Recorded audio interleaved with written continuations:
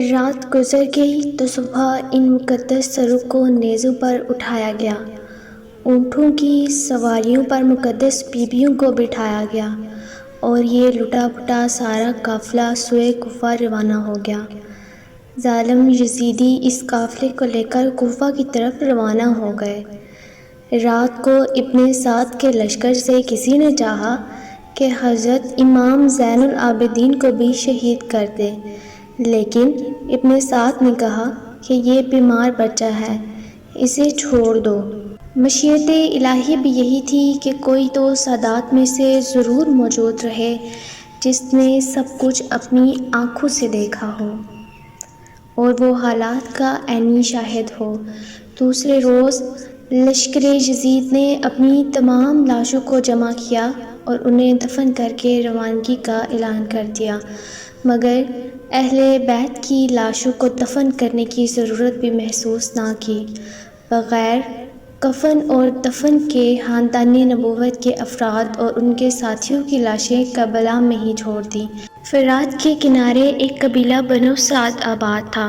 جب انہیں پتہ چلا کہ یزیدی لوگ اہل بیت اطہار کی لاشوں کو کھلے آسمان تلے چھوڑ کر چلے گئے ہیں تو وہ فوراً وہاں پہنچے اور شہداء کے مبارک جسموں کو کفن دے کر دفنا دیا۔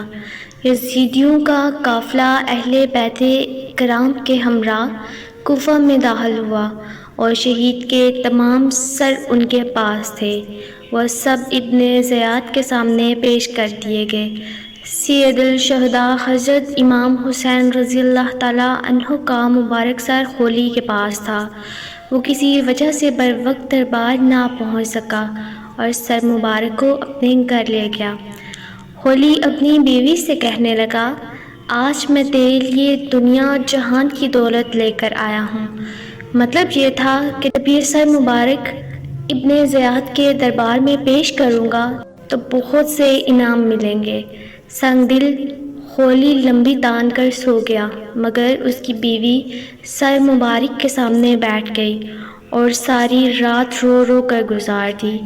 ہولی کی بیوی نے دیکھا کہ آسمان سے زمین تک نور نور پھیلا ہے اور سر مبارک کے گرد عجیب شکل کے نورانی پیکر طواف کر رہے ہیں۔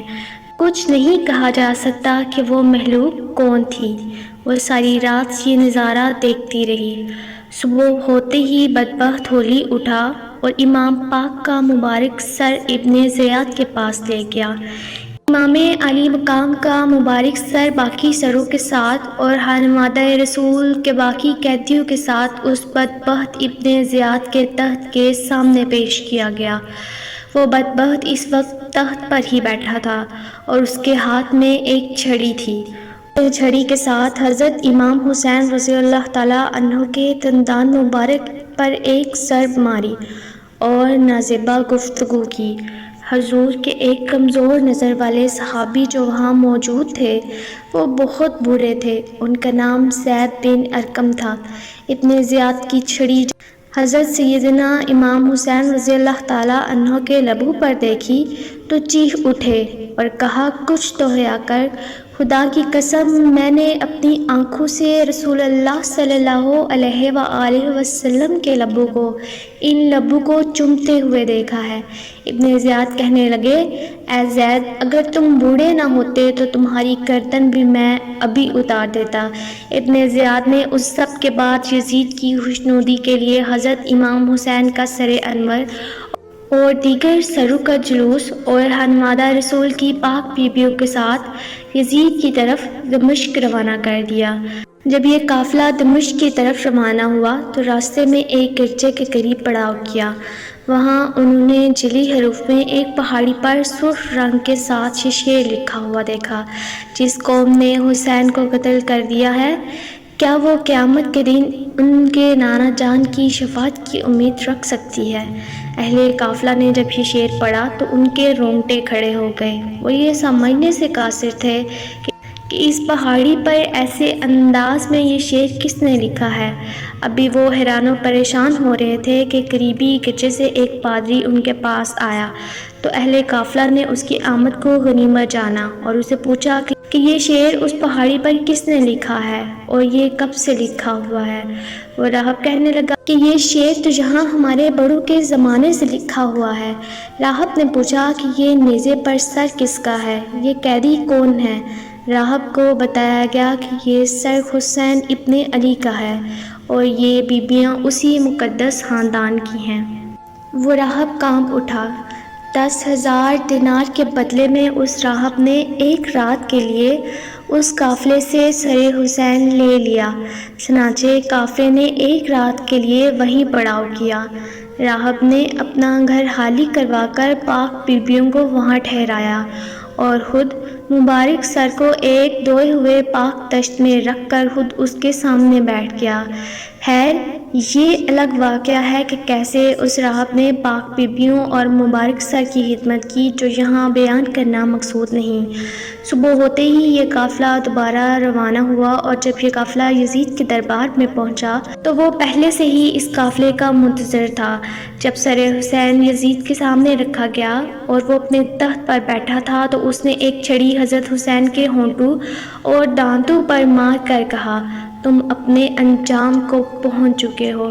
یزید نے جب نواسہ رسول صلی اللہ علیہ وآلہ وسلم کے سر مبارک کی توہین کی، وہاں موجود حاضرین نے اعتراض کیا، جس میں قابل ذکر یحییٰ بن حکم اور صحابی رسول تھے، جن کو یزید نے اپنے محل سے نکال دیا۔ اس کے بعد سیدہ کائنات حضرت زینب نے ایک تاریخ ساز خطبہ یزید کے دربار میں دیا، جس سے وہاں موجود لوگوں کے دل لرز اٹھے۔ یزید جب پشیمان ہوا تو اس کے قافلے کو قید میں ڈال دیا۔ قید سے رہائی کے بعد یہ قافلہ جب مدینہ پہنچا تو وہاں کے لوگوں نے چیخو پکار کی۔ ناظرین گرامی، سید الشہداء کے مبارک سر کے بارے میں 5 روایات ملتی ہیں کہ وہ کہاں اور کس نے دفن کیا۔ سب سے پہلی روایت علامہ قرطبی اور شاہ محدث دہلوی سے ہے کہ یزید نے اسیران کربلا اور سر انور کو مدینہ بھیجا، جہاں پر حضرت امام زین العابدین نے سر مبارک کو حضرت حسن یا حضرت سیدہ فاطمہ سلام اللہ علیہا کے پہلو میں دفن کر دیا۔ دوسری روایت میں ابو ریحان البیرونی کہتے ہیں کہ اسیران کربلا نے 40 روز کے بعد کربلا واپس آ کر سر مبارک کو جسم مبارک کے ساتھ ملا کر دفن کیا۔ تیسری روایت یہ ہے کہ یزید کے حکم پر سر امام حسین کو ہر شہر میں لے جایا گیا۔ اسکلان پہنچا تو وہاں کے امیر نے اسے دفن کر دیا۔ چوتھی روایت یہ ہے کہ اسکلان میں جب فرنگیوں کی حکومت قائم ہوئی تو 548 ہجری میں طلحہ بن زریق نائب مصر نے اسکلان سے سر انور کو لیا اور مصر لے گیا۔ وہاں اس نے مشہد حسینی بنوا دیا۔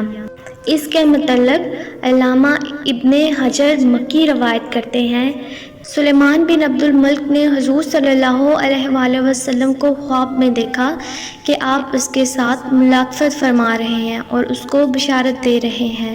صبح اس نے حضرت امام حسن بصری رضی اللہ عنہ سے اس کی تعبیر پوچھی۔ انہوں نے فرمایا، شاید انہیں حضرت محمد صلی اللہ علیہ وآلہ وسلم کی آل کے ساتھ کوئی بھلائی کی ہے۔ اس نے کہا، ہاں مجھے ایک بات یاد ہے، میں نے نواسہ رسول حضرت حسین کے سر مبارک کو خزانہ یزید میں دیکھا تو میں نے ان کو 5 کپڑوں کا کفن پہنایا، اپنے ساتھیوں کے ساتھ ان پر نماز جنازہ پڑھی اور انہیں قبر میں دفن کر دیا۔ سلیمان بن عبد الملک کے بعد اس کے جانشین عمر بن عبد العزیز نے سر مبارک کو نکالا اور کربلا جا کر خود جسد مبارک کے ساتھ دفن کر دیا۔ ایک روایت یہ ہے کہ جب منصور ابن جمہور نے شام کو فتح کیا تو شہر داخل ہونے کے بعد وہ یزید کے خزانے والے کمرے میں گیا۔ وہاں پر اسے سرخ رنگ کی ایک ٹوکری ملی۔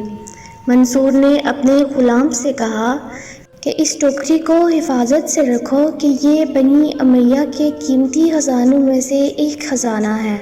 لیکن جب اس کو تھوڑے عرصے بعد کھولا تو دیکھا کہ اس میں امام حسین کا نورانی سر ہے، جس سے عطر کی خوشبو آ رہی تھی۔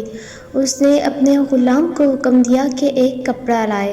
اس نے سر کو اس کپڑے سے ڈھانپ دیا اور پھر کفن کے بعد اس سر کو دمشق میں باب فرادس کے پاس دفن کر دیا۔